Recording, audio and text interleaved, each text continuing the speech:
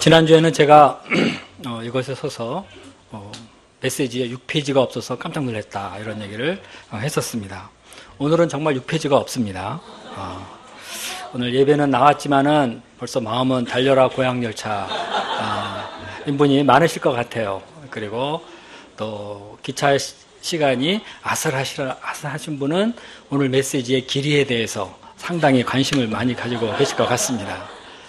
그러나 그렇다고 해서 제가 짧게 한 것은 절대로 아닙니다. 저는 하나님 앞에서 행할 바를 합니다. 네.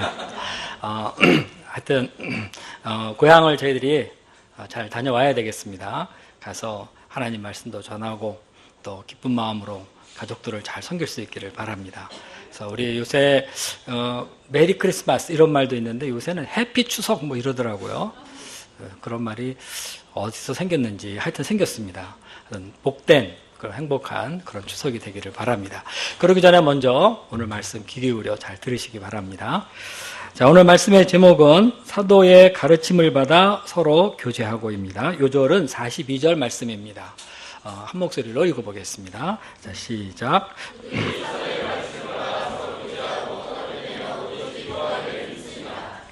은혜에 오신 하나님 아버지, 거룩한 주일을 맞이하여 주 앞에 나오게 되어서 참으로 감사합니다. 주께서 저희들에게 안식일을 주시고 이렇게 주 앞에 나와 주의 말씀을 드리며 경배하게 되는 것이 저희들에게 얼마나 큰 축복인지 저희들이 날이 갈수록 더 깨닫게 하시고 이 예배를 무엇보다도 세상에서 가장 귀중하게 여기는 당신의 자녀들 되게 도와주시기를 간절히 기도합니다. 또한 저희들에게 때를 따라 필요한 하나님 말씀을 주시옵소서. 이번 가을학기에 저희들에게 사도행전 말씀을 주시는 거 감사합니다. 이 시간 저희들이 특별히 초대교회의 모습이 어땠는가 배우고자 합니다. 성령께서 함께하여 주시고 우리가 교회를 어떤 방향에서 섬길 것인가 생각하게 도와주시옵소서. 예수님의 이름으로 기도했습니다. 아멘. 교회가 처음 탄생되었을 때의 그 모습은 어땠을까요? 물론 처음 생겼을 때의 교회가 모든 면에서 완성된 것은 결코 아닙니다. 모든 것이 그렇듯이 교회도 발전해 나가기 마련입니다. 교회가 그 사회 속에서 적응하고 교회 구성원이 많아지면 교회 내에는 다양한 요구도 생기고 또 그런 만큼 조직도 많이 생겨나게 되어 있습니다. 교회의 교리도 아직 체계적으로 잡혀있지 않기 때문에 그런 만큼 교회 안에서는 다양한 형태의 신앙도 나타날 수 있습니다. 그러나 그럼에도 불구하고 사도행전에 나오는 이 최초의 교회는 순수하고 힘이 있었다는 데 그 특징이 있습니다. 많은 사람들이 오늘날의 교회의 문제를 지적하며 초대 교회의 모습으로 돌아가자 이렇게 말을 합니다. 그것을 교회의 모범으로 삼자 하고 말을 합니다. 이것은 우리에게도 해당되는 말입니다. 우리는 초대교회의 순수한 모습을 살펴보고 배워야 할 것입니다. 날이 갈수록 교회의 환경이 어려워지고 있습니다. 교회 안팎에 교회에 대한 많은 생각들이 있습니다. 이럴 때일수록 교회의 순수함과 그 뜨거운 믿음은 우리가 어떤 방향 속에서 성장해 나가야 되는지를 가르쳐 줍니다. 이럴 때 우리가 이 제약된 시대 속에서 진리의 집으로서의 교회의 위상을 굳게 세우고 하나님께 영광을 돌려드릴 수 있습니다. 이 시간 우리가 이에 대해서 함께 배우고 우리 교회를 위하여서 더욱 간절한 마음을 가지고 분명한 방향 속에서 기도할 수 있기를 기도합니다. 제1장 이 패역한 세대에서 구원을 받으라. 자, 우리는 지난 시간에 사도 베드로의 오순절 설교를 배웠습니다. 베드로는 예수님이 그리스도이심을 힘있게 증거하고 그들이 이 예수님을 십자가에 못 박혀 죽게 한 죄인임을 거침없이 말하였습니다. 이에 많은 사람들이 자기 죄를 깨닫고 형제들아 우리가 어찌할꼬 하면서 사도들에게 나와 구원의 방도를 물었습니다. 이때 베드로의 말이 어떠했습니까? 그는 여러 말로 확증하여 가리키며 권했습니다. 그리고 이렇게 말했습니다. 40절을 보십시오. 40절 우리 다 함께 읽어보겠습니다. 시작.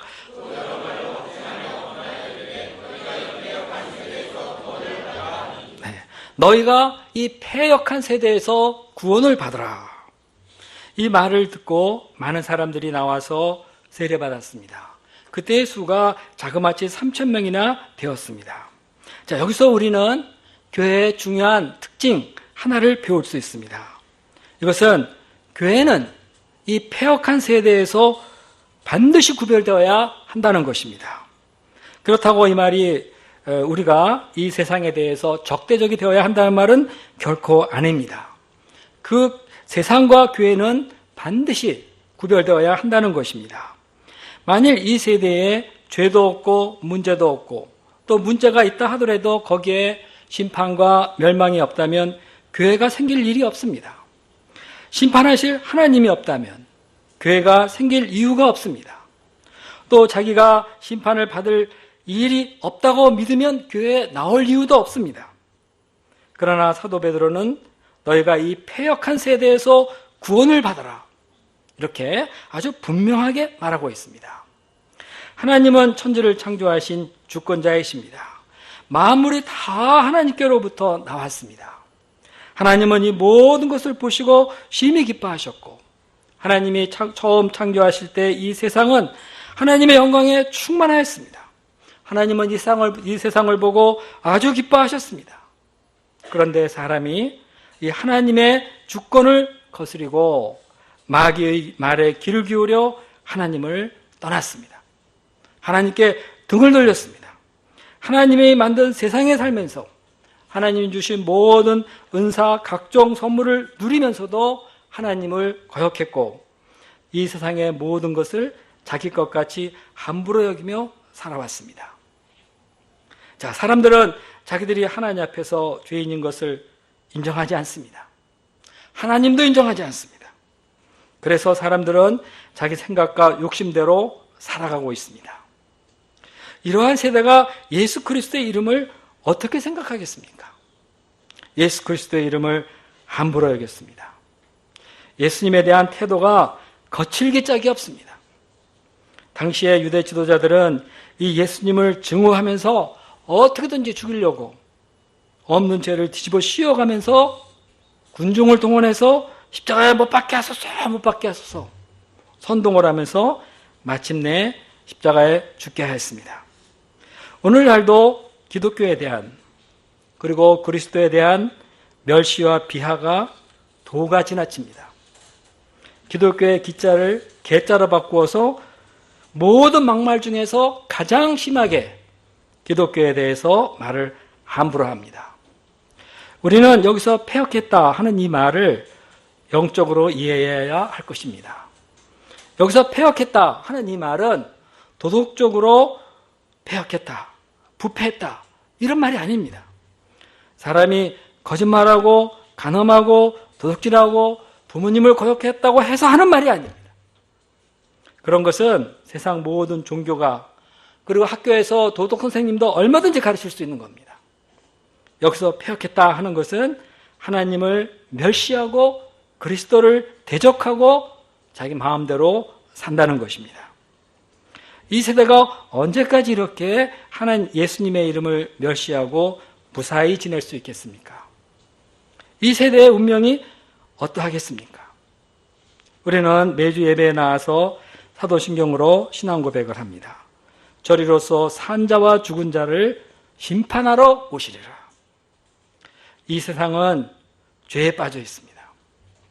이 세대는 때가 되면 재림하시는 예수님에게 아주 험한 심판을 받게 될 것입니다. 이때 이 영원한 심판에 들어갈 때 예수님께서 하신 말씀대로 차라리 태어나지 않는 게 더 나을 뻔했다 하는 말이 그대로 각 사람에게 적용될 것입니다. 아무도 이 예수님의 심판을 거저 피할 수 없을 것입니다. 이것은 하나님을 대적한 인간 역사의 필연적인 귀결입니다. 그러므로 누구든지 구원을 원하면은 이 패역한 세대를 떠나서 예수 그리스도께로 나와야 합니다. 잠깐이면 지나가는 이 세상 제멋대로 살면 좋은 것 같지만 그러면 안 됩니다. 하나님은 우리가 이 땅에 어떻게 살았는가를 보시고 모든 것을 결정하십니다. 그러므로 우리가 이 세상의 유혹을 떠나 참 구원을 생각하면서 교회로 모여야 합니다. 교회는 이 악한 세대에서 하나님께서 독생자의 피로 세우신 구원의 방주와도 같은 곳입니다. 참다운 교회는 이 폐역한 세대로부터 자기 자신을 아주 분명하게 구별합니다. 우리가 잘 아는 요한일서 2장 15절부터 17절 우리 함께 읽어보겠습니다. 얼마 전에 공부했죠? 자, 읽어보겠습니다. 이 세상이나, 자, 시작. 이 세상이나 세상에 있는 것들을 사랑하지 말라. 누구든지 세상을 사랑하면 아버지의 사랑이 그가 있지 아니하니 이는 세상에 있는 모든 것이 육신의 정욕과 목의 정욕과 생의 생활이니 다 아버지께로부터 온 것이 아니요 세상으로부터 온 것이라. 이 세상으로 그 정욕도 지나가되 오직 하나님의 뜻을 행하는 자는 영원히 거하느니라. 네, 이 세상이나 세상에 있는 것을 사랑하지 말라. 자, 이렇게 해서 그들은 자기 죄를 회개하고 주께 나와서 세례를 받았습니다. 자, 세례를 받는다 하는 것은 공적인 신앙 고백입니다.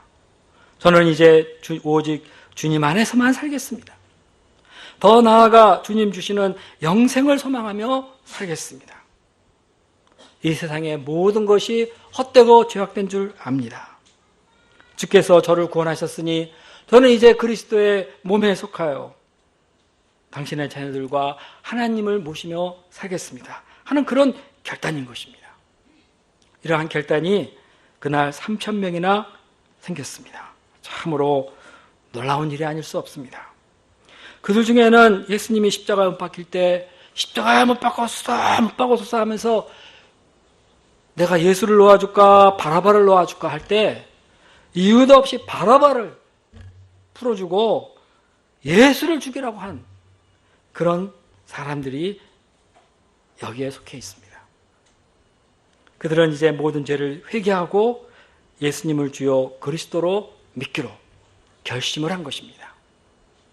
우리가 이 세상을 위하여 봉사하고 여러 가지 섬겨야 되겠지만은 그러나 근본적으로 오늘 베드로가 한 말대로 이 폐역한 세대에서 우리 자신을 분명히 구분할 수 있는 그러한 믿음의 사람들이 될 수 있기를 간절히 기도합니다. 이 폐역한 세대에서 자기를 구분한다는 것은 그렇게 생각같이 쉬운 일이 아닙니다. 그러나 우리가 주의 말씀으로 무장하고 기도에 힘쓸 때 우리는 얼마든지 이 세상을 이길 수 있음을 믿습니다. 제2장 사도의 가르침을 받아 자, 그러면 그들은 구체적으로 어떠한 삶을 살았습니까? 우리 다 함께 42절을 읽어보겠습니다. 시작.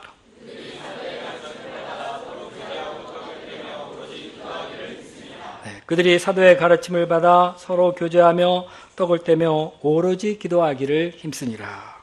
첫째, 그들은 사도의 가르침을 받았습니다.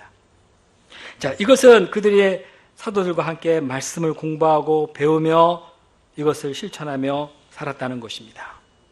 특별히 이 사도행전의 기록자 누가는 사도의 가르침을 받은 것을 모든 일 중에서 제일 앞에 기록해 두었습니다. 이것은 중요한이 잊지 말라는 겁니다. 영국의 대설교가 로이드 존스도 사도의 가르침을 받는 것, 이것이 교회의 모든 것에 최우선한다, 이렇게 말을 하였습니다. 자, 교회의 시작은 하나님의 말씀입니다. 교회를 교회답게 만드는 것은 하나님의 말씀입니다. 교회가 모든 것 중에서 가장 시급하게 행할 일은 바로 하나님의 말씀을 가르치고 배우는 겁니다. 자, 세상에는 많은 가르침이 있습니다. 여기저기서 가르쳐 줄 테니 오라는 곳이 많습니다. 물론 우리는 열심히 배워야 합니다. 가서 배워야 합니다. 자기의 전공, 직업을 위해서 그리고 상식과 교양을 위해서 좀 더 균형 잡힌 사고를 키우기 위해서 우리는 열심히 배워야 합니다. 그러나 우리는 모든 것에 우선해서 사도의 가르침을 먼저 받아야 합니다. 다시 말해 말씀을 먼저 배워야 한다는 겁니다. 왜냐하면 우리는 하나님의 사람들이기 때문에 그렇습니다.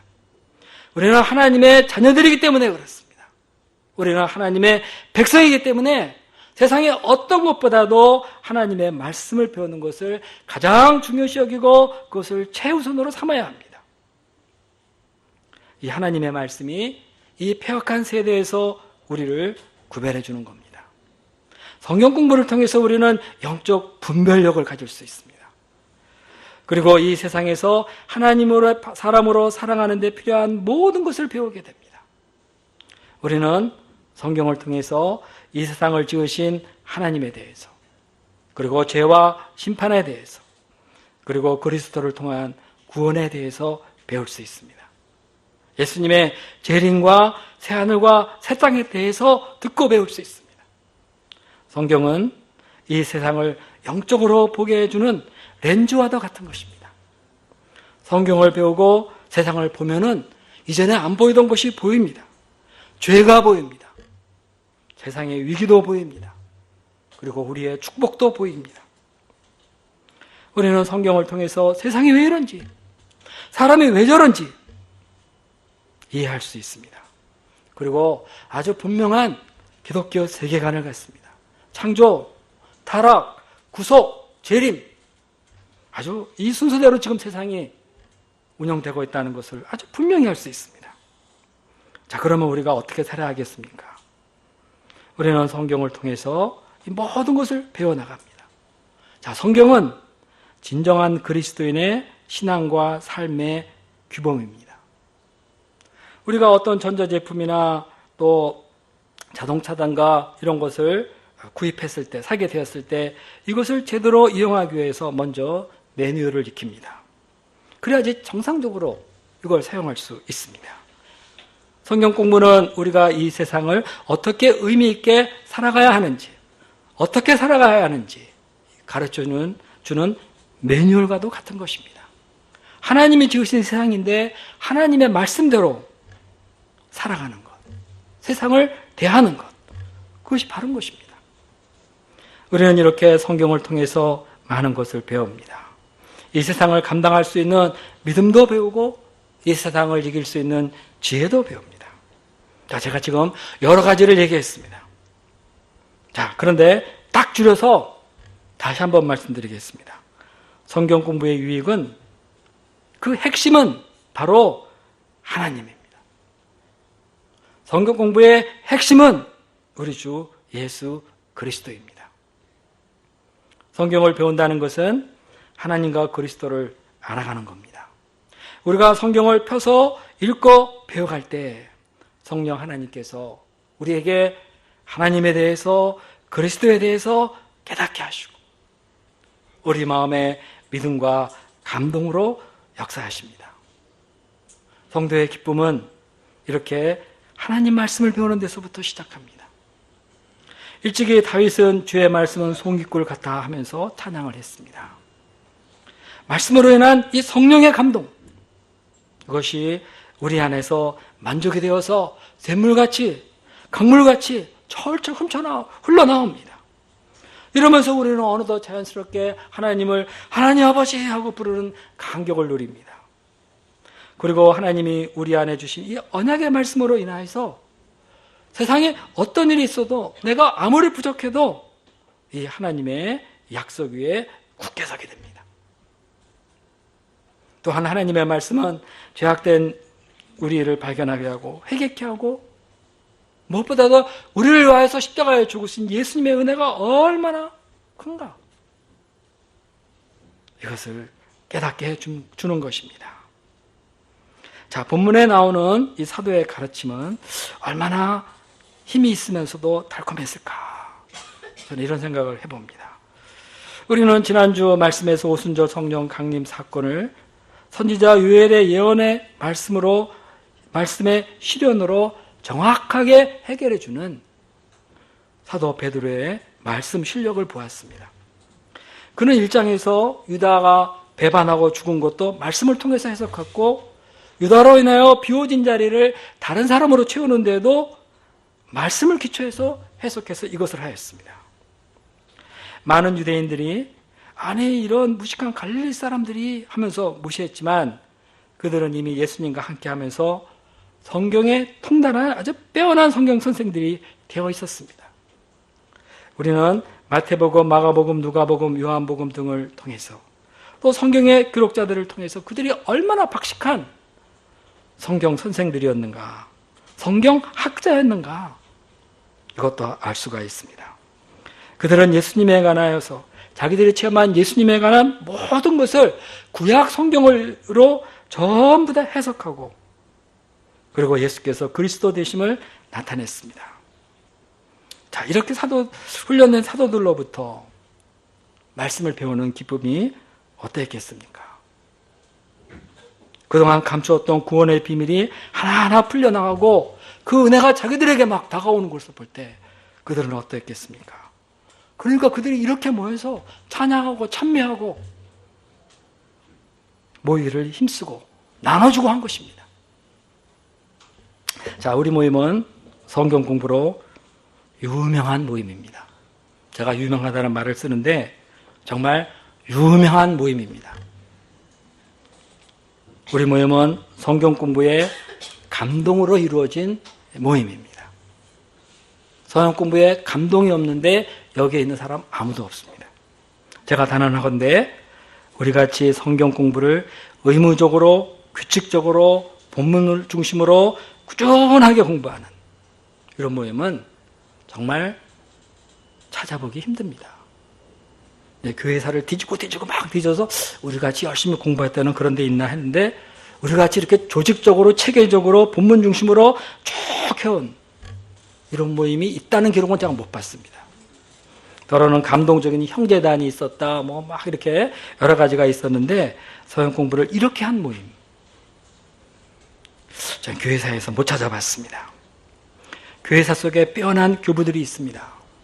종교개혁 시대에 루터나 쯔빙글리, 칼빈 이런 사람들은 정말 대단한 성경 선생들입니다.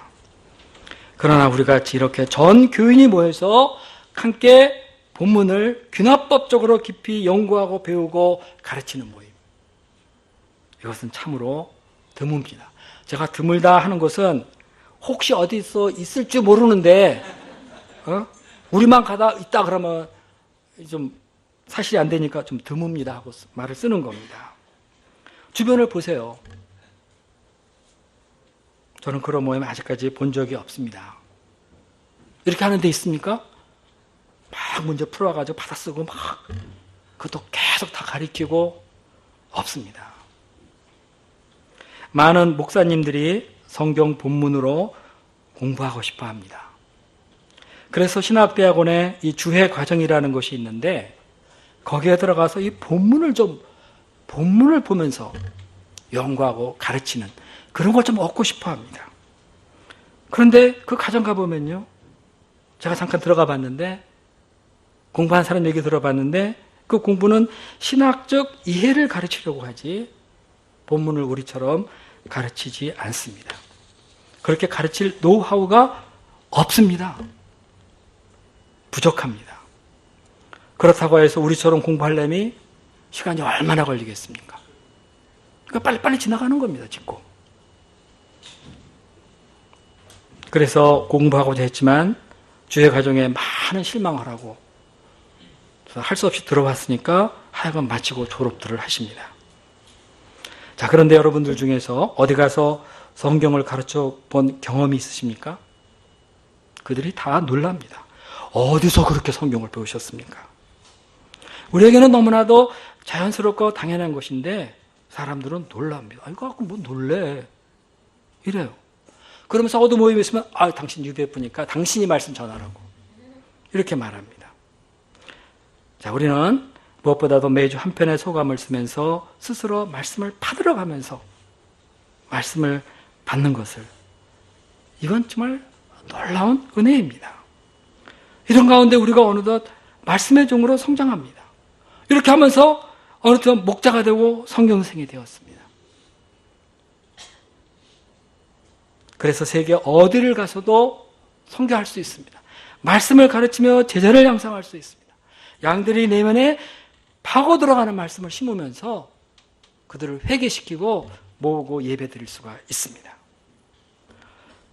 우리는 다른 어떤 것보다도 참 말씀의 공부를 앞세우는 것 참으로 감사해야 되겠습니다.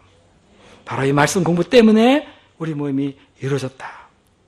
그래서 우리가 이 모임에 나오는 겁니다. 우리는 무엇을 해도 항상 말씀을 앞세웁니다. 그래서 아침마다 일용할 양식을 먹으면서 말씀으로 하루를 시작하자 이렇게 그런 취지에서 이 일용할 양식을 만들었어요. 이 일용할 양식은 4년 주기로 다시 돌아옵니다. 자, 어떤 목자님은 날마다 일용할 양식을 먹으면서 성경 66권 강해를 시작했습니다. 성경 66권 강해를 하려고 하면 너무나 막막하잖아요. 근데 일용할 양식을 그 짧은 분량은 날마다 강해를 조금 써나가면은 4년이면 완성되는 겁니다. 그리고 4년 후에 다시 시작하면은 먼저 번에 강해해뒀던 것을 이제 보충하는 겁니다. 이러기를 한 서너 번 하면요, 아주 좋은 강해집이 될 것이라고 이렇게 생각이 듭니다. 자, 우리도 성경 전권을 공부해 들어가고 있으니 참 감사합니다. 구약신학 많이 공부하니 참 감사합니다. 지난 우리 수요 기도회 때에는 소선지서서를 다 공부했고 잠언서, 전도서도 공부했습니다. 자, 우리는 앞으로도 지난날에 배운 것을 기초로 해서 또 연구하고 이제 좀 더 깊이 이 말씀을 깨달을 수 있을 것입니다. 이렇게 우리가 말씀 공부를 가장 중요하게 여기는 것은 이것이 교회의 모든 것의 출발점이고 핵심이기 때문에 그런 것입니다. 모든 것의 앞자리에 두어야 되는 거기 때문에 우리가 여기에 많은 힘을 쏟고 있습니다. 자, 이걸 생각해 보면은 우리는 참으로 복된 사람들입니다. 우리의 복이 큽니다. 저는 우리가 이렇게 말씀 중심으로 모이고 이렇게 말씀 중심으로 소감 쓰고 서로 발표하고 나누는 거, 나 이거 생각할 때마다 정말 하나님께 감사합니다. 다른 데 없어요. 정말 없어요. 물론 딴 데도 말씀 공부 열심히 하는 데 있죠. 우리같이 지독하게 하지는 않습니다. 이 지독한 걸 당연히 여기는 그런 데 없습니다. 하나님께서 우리에게 이 말씀 중심의, 이 본문 중심의 공부를 하면서 성경을 전체를 배워나가게 하신 것에 대해서 우리가 하나님께 진심으로 감사해야 되겠습니다. 지난날 공부한 노트 잘 보관해 두셨다가 어디를 가셔더라도 그 옆에서 열심히 가르치면 우리는 참 이 구원 역사에 얼마든지 귀하게 쓰임받을 수 있습니다. 우리가 이 하나님의 말씀으로 이 패역한 세대에서 우리를 구별하면서 이제는 더 열심히 전파하는 그런 사명도 감당할 수 있기를 간절히 기도합니다. 교회의 영광은 다른 데 있지 않습니다. 교회의 영광은 하나님의 말씀에 있습니다. 말씀이 풍성한 교회는 하나님의 영광을 드러내고 이 세상 어떤 거친 풍파라도 다 헤쳐나갈 수 있는 그런 힘이 있습니다. 우리가 이제까지 성경 공부 열심히 했지만 앞으로도 더 열심히 성경 공부에 힘을 쓰면서 정말 이 말씀이 있는, 말씀이 살아있는 말씀 때문에 회개하고 일하는 그런 교회로 성장할 수 있기를 간절히 기도합니다. 둘째로 그들은 교제하며 서로 떡을 떼었습니다. 이것은 배운 말씀 안에서의 교제를 말합니다. 이것은 구원받은 자로서 이제는 하나님의 자녀로서 말씀을 배운 자로서의 교제입니다. 말씀 안에서의 교제 속에 참 신령한 은혜가 있습니다. 은혜 받은 자들 간의 이 교제니 이것은 그리스도와 함께하는 교제입니다. 우리는 말씀 공부를 하면서 교제하고 또 소감 발표하면서 자기가 배우고 깨달은 것을 서로 주고받으면서 회개할 거 회개하고 은혜 받은 것은 함께 나눕니다. 그러면 우리는 이것을 서로 귀하게 여기고 귀중하게 여기고 더 나아가서 그 사람의 기도 제목을 알고 간절히 기도하고 이러면서 어느덧 서로 동역자가 됩니다. 자, 목자는 양과 1대1 하면서 교제합니다. 목자의 교제가 양하고 밥 먹는 데 있습니까? 물론 그것도 중요하죠. 그러나 말씀 공부하면서 1대1 하면서 정말 이 내면의 문제들을 얘기하면서 진리를 가지고 그리스도의 은혜를 가지고 서로 교제합니다. 목자님들도 그릇 공부하면서 같이 생각한 바를 말하고 고백하고 교제합니다. 각기 바쁜 생활을 하고 있기 때문에 시간이 충분하지는 않습니다. 그러나 우리가 말씀 공부할 때는 모여서 교제하고 있습니다. 양마가 양혜나 선교사님은 한국에 오실 때마다 우리와 함께 말씀 공부를 합니다. 이것은 정말 아주 훌륭한 교제 방법입니다. 3주 전에 양마가 목자님의 인도로 우리는 다 함께 디도서를 공부했습니다. 이때 뒷자리까지 꽉 차 있었습니다. 양마가 목자님은 이것을 보시고 후에 저에게 우리 일본 목자님들이 말씀을 참 이렇게 사모한다 하면서 기뻐하셨습니다.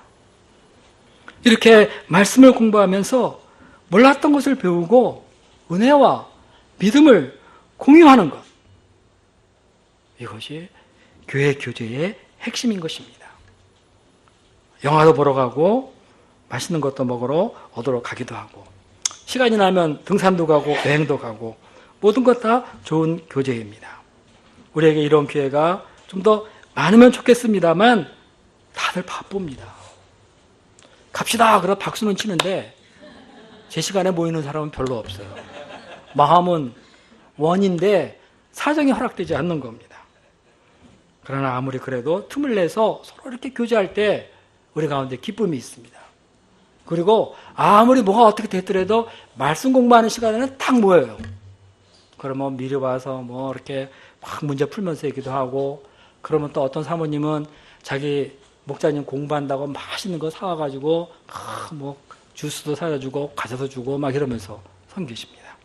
얼마나 훌륭한 교제인지 모릅니다. 자, 우리가 말씀 안에서의 이 교제의 시간 귀중하게 여길 수 있기를 간절히 기도합니다. 왜 우리는 이렇게 교제가 없는가 막 이렇게 말하는데 딴 데 가보세요. 뭐 무슨 교제 하나. 바빠요 다들. 근데 제가 어디서 들었는데 뭐 무슨 교회에서 무슨 회가 있었는데 새로 들어왔으니까 우리 이제 교제해야 된다고. 그리고 가더니 술집을 가요. 술집을. 주거니 받거니 우리 허심탄회하게 얘기를 해보자 하면서. 그래가지고 이 교회 목사님이 속이 썩어가지고 그러면 안 된다고 그냥 막 해도 교제하는데 어떠냐고 막 이러면서 못 말립니다. 그래서 그 목사님이 도저히 당신들하고는 못하겠다면서 교회를 떠나버렸습니다. 우리는 말씀 안에서 모입니다. 얼마나 귀합니까? 자, 주일 예배 10분 전에 와서 해피 로스데이 타임 이걸 가져요. 제가 관찰해 보니까요, 이 시간 정말 귀한 교제의 시간인 걸 알 수 있습니다. 교제를 위해서 10분 먼저 와서 기도도 하고 서로 만나서 이야기하고 뭐 양들도 환영하고 하는 이런 시간이 얼마나 귀한 교제의 시간입니까? 때로는 3박 4일로 제자 수양에 그냥 한꺼번에 다 가서 먹고 자면서 이때 말씀 안에서 여유 있는 교제도 합니다. 그러니까 금년에 제자 수양에서는 광릉 수목원을 가보고자 합니다. 아름다운 이 최고의 숲에서 동역자들과 함께 이야기하고 거닐며 얘기저기 해보고 하는 건 얼마나 아름답고 감사한 일입니까? 자, 하나님 안에서의 규조 중에 아주 또 중요한 것이 있는데 그것은 바로 성찬의 떡과 잔을 나누면서 하는 교제입니다. 우리 모두는 주님과 교우들과 엄숙한 이 성찬을 통한 교제의 시간을 갖습니다. 이때 말은 없어도 이 성찬하는 시간에 떠들지 않죠. 조용히 받습니다. 이때 말은 없어도 우리는 주님이 주시는 떡과 잔으로 주님 안에서 하나인 것을 확인하는, 이것은 최고의 교제입니다. 주님이 주시는 떡과 잔을 나누는 것, 이것은 우리는 주 안에서 하나다 하는 무언의 그리고 가장 소리 높은 그러한 교제입니다. 이것은 이 세상에서 정말 보배로운 교제요, 교회의 모든 교제의 기초가 되는 것이기도 합니다. 이 성찬의 교제를 통해서 우리는 우리 마음속에 있는 불신을 몰아내고 마귀를 물리칠 수 있습니다. 우리는 이 성찬의 교제를 통해서 예수 그리스도의 십자가 아래 모이게 되는 겁니다. 그리고 우리는 때때로 또 유해별로 이렇게 저렇게 초대하면서 식사도 하는데 이것도 참 큰 기쁨입니다. 형제 자매가 모여서 맛있는 음식을 나누면서 교제하는 것, 우리 영혼에 기쁨과 힘을 줍니다. 우리를 좀 더 친밀하게 만듭니다.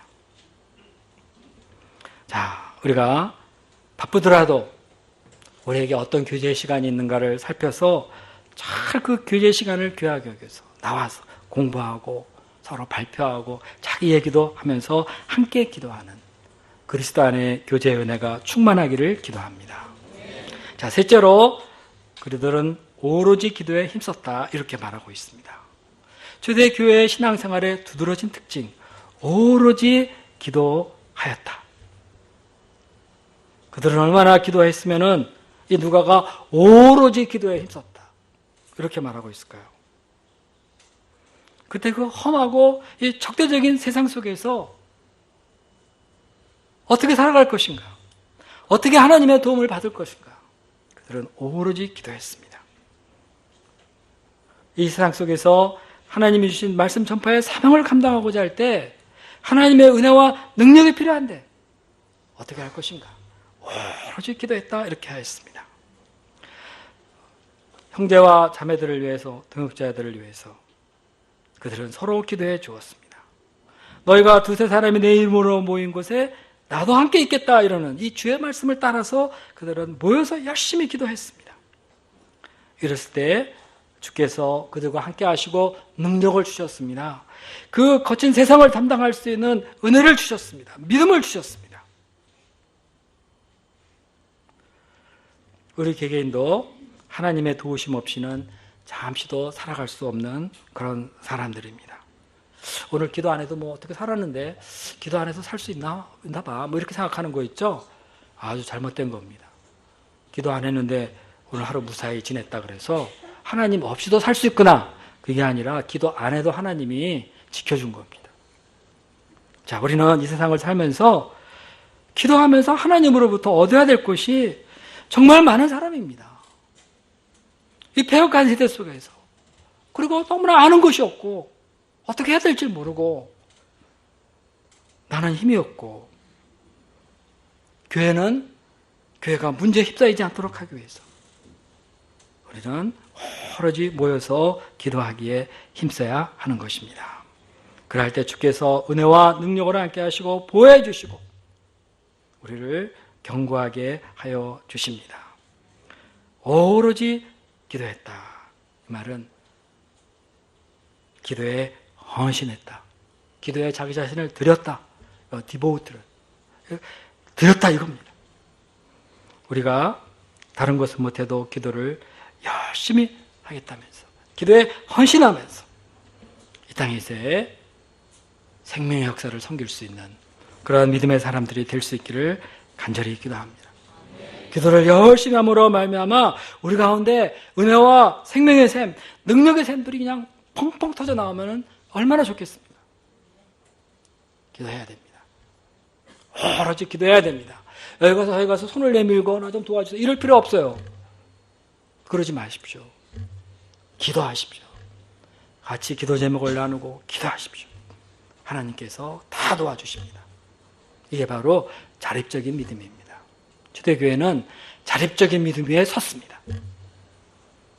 그렇기 때문에 하나님과의 관계가 긴밀하고 은혜가 충만하고 그렇기 때문에 그 주변의 적대적인 세력 속에서 계속 찬양하면서 복음을 전할 수 있었습니다.